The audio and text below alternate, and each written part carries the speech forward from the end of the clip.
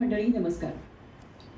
भवानी प्रतिष्ठान आयोजित आरोग्यम धनसंपदा आरोग्य विषयक या व्याख्यानमालेमध्ये भवानी प्रतिष्ठानच्या वतीने आणि निवेदिका या नात्याने मी सौ विद्या जितेंद्र जोशी तुम्हा सगळ्यांचं मनपूर्वक हार्दिक स्वागत करतो. आपण वेगवेगळ्या व्याख्यानांना पुणे शहरामध्ये राहत असताना जातच असतो, पण अशा व्याख्यानांना येणारे खरे जागरूक मंडळी असतात आणि विशेष करून इथे सदाशिव पेठेमध्ये कार्यक्रम असताना जागरूक मंडळीच इथे उपस्थित आहेत यामध्ये काही शंका नाही. विद्येचं माहेरघर असणाऱ्या आणि व्याख्यानांचं शहर असणाऱ्या या शहरामध्ये सुरू असलेल्या या व्याख्यानमालेमध्ये आज आपण ऐकणार आहोत व्याख्यान डॉक्टर श्री आदित्यजी केळकर यांचं डोळ्यांचे आजार आणि आरोग्य, आणि यानंतर व्याख्यान ऐकणार आहोत सांधे, मान, पाठ, कंबरेचे दुखणे यावर उपचार काय या विषयावर व्याख्यान देण्यासाठी आपल्याला लाभलेले डॉक्टर आहेत डॉक्टर अमोलजी रेगी. काही क्षणातच डॉक्टरांची इथे उपस्थिती होणार आहे आणि आपण ह्या कार्यक्रमाला रीतसर सुरुवात करणार आहोत. तत्पूर्वी भवानी प्रतिष्ठानचा मी अल्पपरिचय करून देते.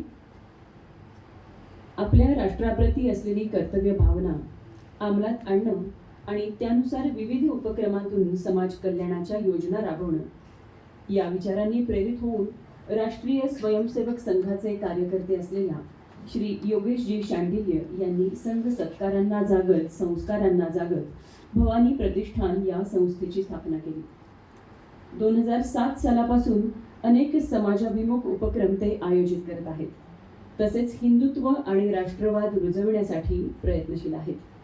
नियमित घेतली जाणारी रक्तदान शिबिरं, महिला दिनाच्या औचित्यानं घेतले जाणारे खास महिला आरोग्य शिबिरं यामध्ये महिलांची हिमोग्लोबिन तपासणी करून कमी HB असलेल्या महिलांना तज्ज्ञांच्या सल्ल्यानुसार आवश्यक पूरक औषधांचं वाटप करणं, आदिवासी तसंच ग्रामीण वक्त्यांमध्ये आवश्यकतेनुसार शालेय साहित्याचं वाटप करणं, प्रतिवर्षी आषाढी वारीतील वारकऱ्यांसाठी विनामूल्य आरोग्य तसेच नेत्र तपासणी शिबिर आयोजित करून तज्ज्ञ डॉक्टरांच्या सल्ल्यानुसार त्यांना औषधं पुरवणं, जेणेकरून या भक्तांच्या मांदियाळीत कोणत्याही व्याधीमुळे अडथळा न येता उरलेली वारी सुखरूप पार पडू शकेल. हे संस्थेच्या अनेक उपक्रमांपैकी काही ठळक उपक्रम सांगता येतील. समाजाचं देणं अशा प्रकारे देत असतानाच दुसरीकडे आध्यात्मिक आणि हिंदुत्व जपणारे उपक्रमही संस्था घेत असते. यामध्ये प्रामुख्याने हिंदू समाजाला नवचैतन्य देऊन जागृत करणाऱ्या आदि शंकराचार्यांच्या जयंतीनिमित्त केली जाणारी महारुद्र पूजा आणि सत्संग यांचा आवर्जून उल्लेख करावा लागेल. आपला इतिहास योग्य प्रकारे भावी पिढीपर्यंत पोहोचवणं ही राष्ट्राप्रती कर्तव्य भावना जागृत होण्यासाठी एक महत्त्वाचा टप्पा आहे. हे जाणून संस्थेची गोष्ट इथं संपत नाही, तर दृकश्राव्य कार्यक्रमांद्वारे श्रीमंत बाजीराव पेशवे यांचा झंझावाती आणि अत्यंत प्रेरणादायी इतिहास उलगडून लोकांसमोर मांडण्याचं कार्य संस्थेने केलं आहे. असे अनेक आगामी उपक्रम यापुढेही तुम्हा सगळ्यांच्या सोबत आयोजित करत राहण्याचा भवानी प्रतिष्ठानचा मानस आहे.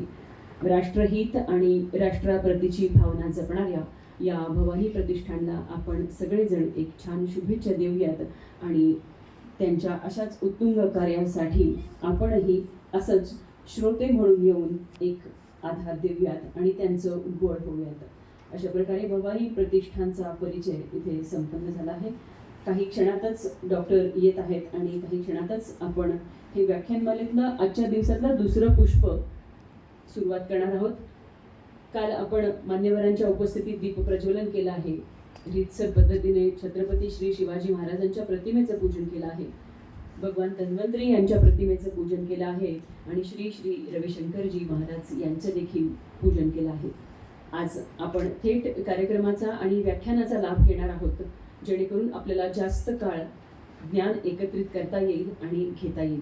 पहिला विषय असणार आहे डॉक्टर आदित्यजी केळकर यांचा डोळ्यांचे आरोग्य.